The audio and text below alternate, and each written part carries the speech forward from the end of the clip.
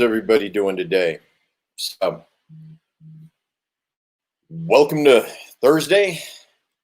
Tonight's going to be our big night. We got. You figure out how to. There we go. Yeah, I'm inside because it's cold as hell outside right now. We've had a shift in the weather. It's definitely gotten chill out there.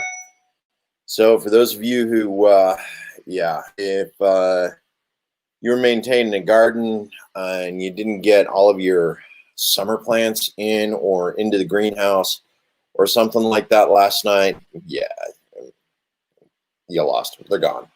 But that's garden gnome things. Of course, we sort of knew that was going to happen. So, but I am inside today rather than enjoying things out on my patio. Yeah. Sorry for the bland backdrop. Sort of the way we live. Spartan style. That's an interesting concept. It's the concept of the Spartan lifestyle. You know, having the absolute bare minimum you need in order to survive. You don't need art. Yeah, sure. Some of it's nice. You know, have a little bit of it around. I mean, how much art do you really need? Now, I have an advantage. My mother's an artist, so I get a lot of art. But at the same time, art's one of those things that sort of needs a reasonably permanent location. You know, as in you're going to be there a while. And of course, when you spend too much time, you know,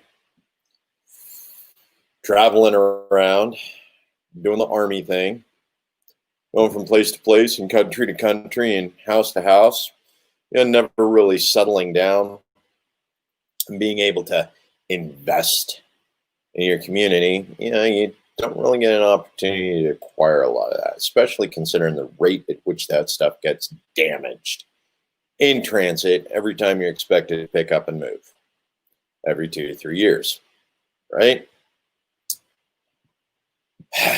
So I bear the burden of bare walls. It's all right. I got me a laptop like the one I'm talking to right now through to you guys because that's the way we do it now. And literally, I have all the art ever created in the world at my fingertips right now. You know, and we've actually created situations with technology now. We can set up, you know, the big screen TV and just project that art from anywhere onto it. So nobody actually needs to own art to be able to appreciate it anymore. There's some interesting concepts associated with that. You know, we talk an awful lot about intellectual property rights. You know, who owns the rights to the art once the artist has sold it? Well, usually they say the purchaser. The thing is with everything digital, the ability for everything to be replicated in a heartbeat, or at least as long as it takes the printer to print it off. 3D printers out there for some of you. So like one of the pages I go to, it's what is it? It's fantasy art. God, I'm gonna have to take a look and see what page it is. Open it up. It is ArtStation. So artstation.com has a lot of art, a lot of very, you know, good stuff. But some of the stuff that it does is 3D renderings. So literally you could take the art from ArtStation, you know, pay the artist directly, be able to get the program to actually download it to your 3D printer and print off a statue.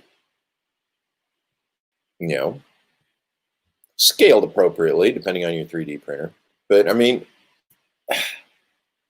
folks, technology we got these days, 3D printers. Yeah, 3D printers, that's another interesting concept. Reason why is because we still got people who are talking about gun control. As if we can put that genie back in the box. We can't. 3D printers have made being able to print guns feasible these days. More so than if, you could always make guns. The question was how much tooling did you need in order to actually make it? Because you can go back to, the old smoothbore muskets. Those were guns. Some of them were pretty creative back then too. Not necessarily safe, but definitely creative. But we've actually reached the point now where we can print off 3D guns, the majority of it, and then be able to assemble the other parts, and make it effectively untraceable. Folks, gun control. It's a thing of the past. It really is. We're there already with the whole concept of ghost guns. Literally anybody with a 3D printer can create an untraceable firearm. Yeah. So, what exactly does the ATF do these days? Especially considering anybody can have a ghost gun. God, I hate that term. Anyway. But, come on, talk to me, folks. What are we talking about tonight? I have an event going on tonight. Yes, my campaign manager has done a fantabulous job of creating an event called our Libertarian Circus. That is our 2020 victory event here in Boise. Yeah, honest to God, it doesn't matter what happens in November 3rd. It doesn't. We have already won so much ground this year on a number of different issues. For the first time ever, we had a libertarian in the state of Idaho participate in the Idaho debates. Yes, we did. So that's, 2, 3. I honestly think, no, we had about 4 debate/town halls that I participated in as the libertarian candidate, in which all 3 candidates had been invited to the town hall for mass public distribution. Yes, sirree. 2 of them. We actually had all 3 of us. Had Russ Fulcher, the incumbent, Rudy Soto, the Democrat challenger, and yours truly. Yes. So that right there is a significant first. And Jo Jorgensen, the Libertarian presidential candidate, lovely woman, came and made 2 stops in the state of Idaho. Yes, kind of a record, for the Libertarian candidate. Hell, it's a record for presidential candidates. Last time someone made 2 stops in the state of Idaho. I don't know. Did Bernie make 2 stops in the state of Idaho? No. He might have. But that was during the primary. It wasn't, that was his run up to the 2016 run against Hillary Clinton. Bernie came to Idaho. Hillary didn't. Jo came to Idaho. Trump didn't. Biden didn't. Jo made 2 stops here. You know, but as far as things go, yes, tonight's circus event, it is a celebration because, dude, this year was incredible in the state of Idaho. For libertarian candidates, we made an impression. We did. We stand a pretty good chance of, changing the way politics are done in the state of Idaho. We had 6 candidates run this year. Myself, 5 others. We had a couple town halls. We got Nagel. He's running for sheriff up in Kootenai County. It's an interesting and contentious one. But that's going on up in Kootenai County right now. Yeah, I think we did pretty good, everything considered. So that's what tonight's about. It's about celebration. Now, all we need to do is continue to build on the momentum. Who's with me for next year? I know we already got a candidate running for Eagle. Let's go ahead and talk about this. I know I talked about it a little bit yesterday. Let's go ahead and cover it again. Run for office. Just run. We got an awful lot of single issue voters out there who vote for single issue candidates, who then go into the legislature, go into Washington, D.C., and don't know any of the other issues. They don't. So how do we fix that? Well, we start encouraging good people to run. We do. Find those people in your community that are smart, that are concerned, that want to see our community succeed. Not developers interested in creating barriers to entry so they're the only ones who can do the developing in an area. No, people who actually care about the community and not just their bottom line. We've seen an awful lot of people protecting their bottom line run for office. Creates an awful lot of trouble. Really does. Because that's the greed of one. It's basically screwing over the entire community. When a developer comes in and they don't have to pay the development fees in order to make sure that, the roads are accessible or a number of other things, because the city council granted them an exemption and decided to make the rest of the city residents pay for it by raising their taxes. Yeah, that happens a lot, folks. That happens a lot. Somebody with intent to develop,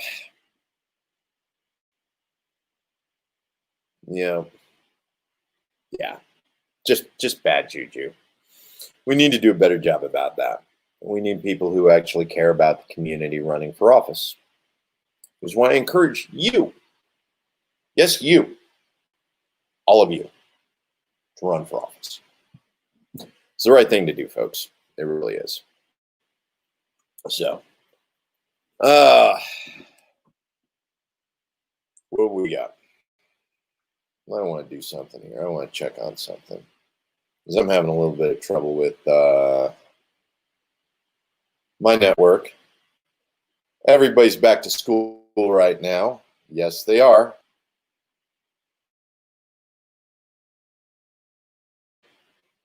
Maybe it works. So, give me a second. I'm going to do a little bump with the technical difficulties here.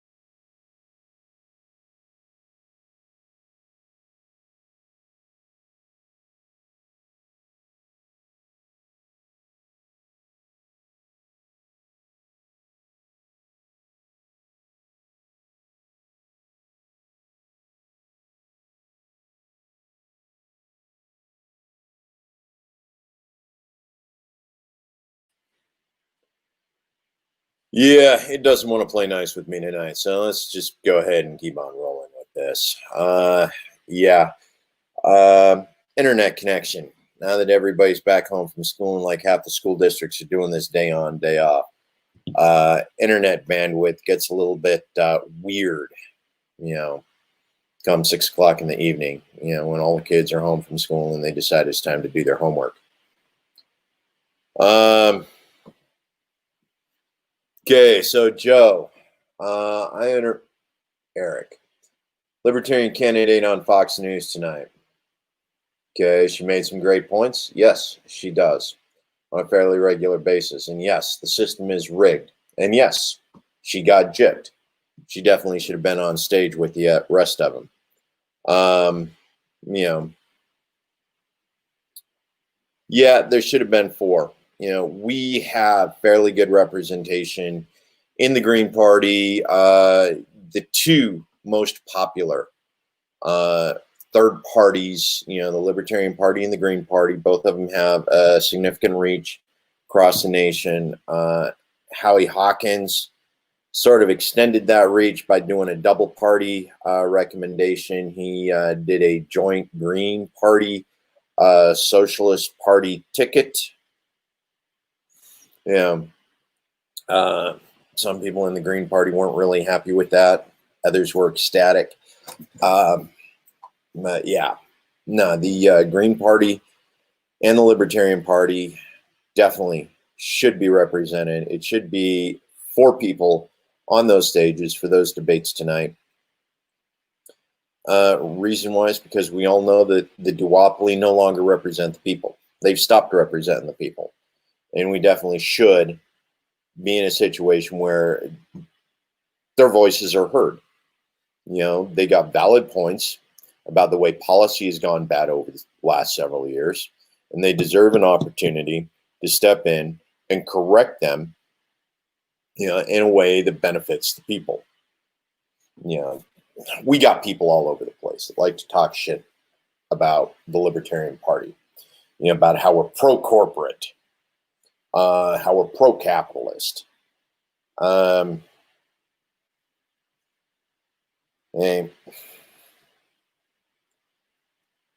thing is, and this gets a little bit confusing as we start going round and round about where you learned about capitalism and where you learned about socialism and what capitalism is and what this and that and the other are. And most of it's semantics. We all understand that the cronyist system that we have right now is not a free market. Okay? It's not. And as long as it's not a free market, capitalism will not self-correct. There's an awful lot of people that say, well, this is the end state of capitalism. Even if you go to free market, eventually it's going to get back to here. I beg to differ, but that's not really the point at this time, at this juncture, because we've never been a free market in the United States of America. We haven't been a free market, in over 100 years. 1930. The Dust Bowl, Kynes came in and, and FDR and Kynes got together and, rubbed their little noggins together and came up with this idea about the Central Planning Committee back in Washington, D.C., where the government starts to pick the winners and losers.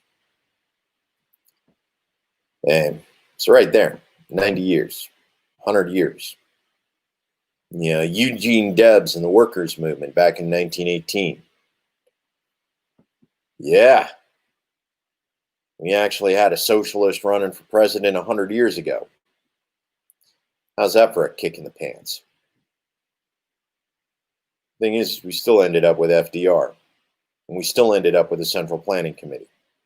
And we still ended up with people in Washington, D.C. picking winners and losers all across the United States.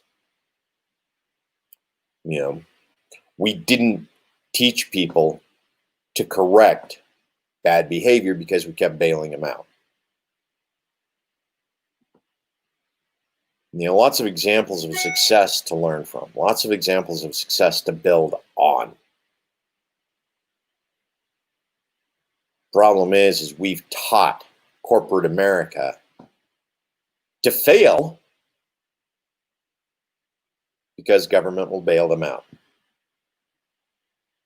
So when we talk about free market capitalism, Joe's version is what we're talking about. Jo Jorgensen's version. There are no bailouts in capitalism. There are no bailouts in the free market. If you can't compete, get out. You don't go to the government and ask for more money because you built your business with a poor business model. Yeah, that is what we're dealing with right now with regards to the duopoly. Both of them have consistently bailed. I mean, just take a look at this year. Take a look at what happened this year.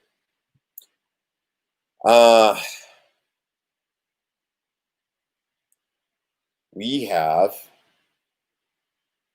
nearly $4 trillion now that has been invested in bailing America out because of mismanagement of the COVID pandemic across the United States. Nearly $4 trillion. And this is $4 trillion that was just handed out. Now, mind you, that debt continues to build, and $4 trillion at a time when we essentially trashed the bulk of our economy, which is still small businesses. It is. Small businesses still represent the bulk of the American economy. Or at least it did 6 months ago. Yeah. So instead, we bailed out big corporations. We let stores like Walmart and Lowe's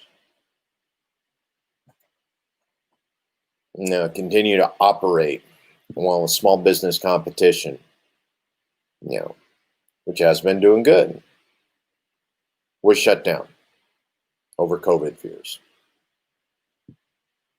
That small business competition was the only thing keeping those big stores honest. It was. That's gone now.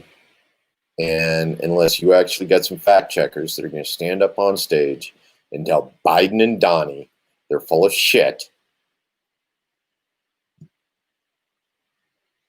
Because that's the thing right now. Mainstream media isn't interested in telling the duopoly they're full of it.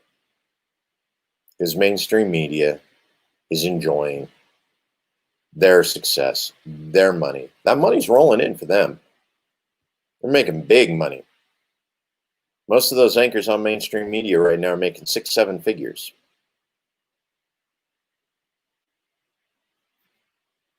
Dude, a talking head making 7 figures a year. Somebody who probably hasn't ever in their life worked a retail job or a menial labor job.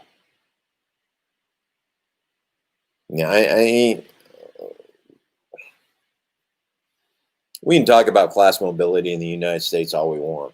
But the truth is this the same people doing the same jobs their parents were doing, 40 years ago.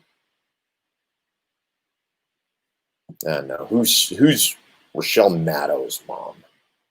Dad?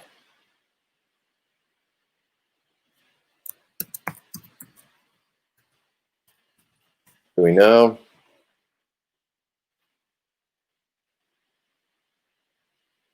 Bob Maddow. What did Bob Maddow do?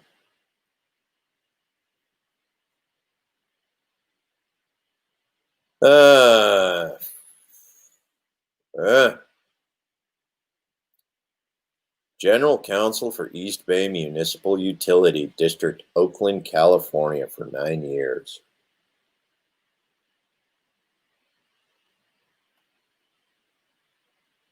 Yeah. Rachel wasn't poor, folks. That is not class mobility. That is not how she got her job.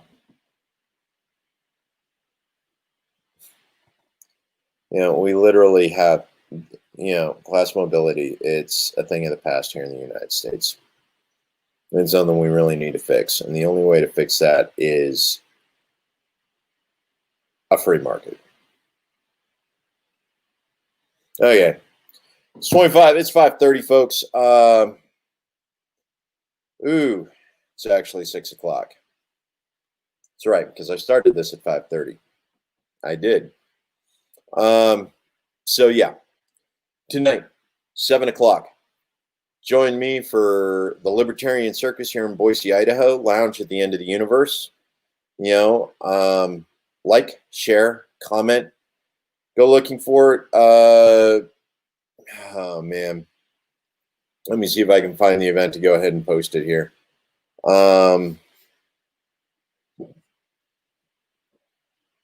My Cup of Joe with Joe event. It's happening tonight. Let's go to the events page here and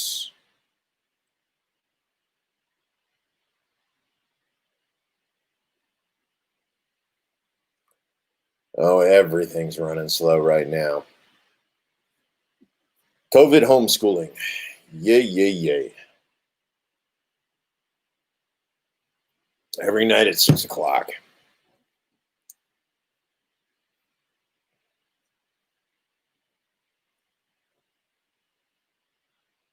Roll it up, roll it up, roll it up. Okay. It's going to take too long, folks. Just know I'm going to be there tonight. Lounge at the End of the Universe, 7 o'clock. I'm going to go ahead and set this up so that I can pseudo live stream it.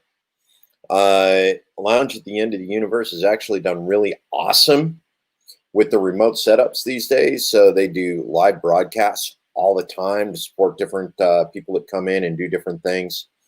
So they do televised talk shows for different organizations. The brewmasters go in, they talk, brewing. They got a nice little setup where they all get in their little chairs and they set up the green screen back behind and everything looks absolutely awesome. Really fantastic. So I'm going to para-broadcast. Basically, I'm going to piggyback off of what they do, feed it directly into you guys via shared screen. For the rest of the night, 3-4 hours of live circus entertainment. All sorts of entertainers. We got comedians. We got everything else going on. So absolutely, it's going to be a great night. Join us for our victory tour. I'll catch you guys later. Love y'all.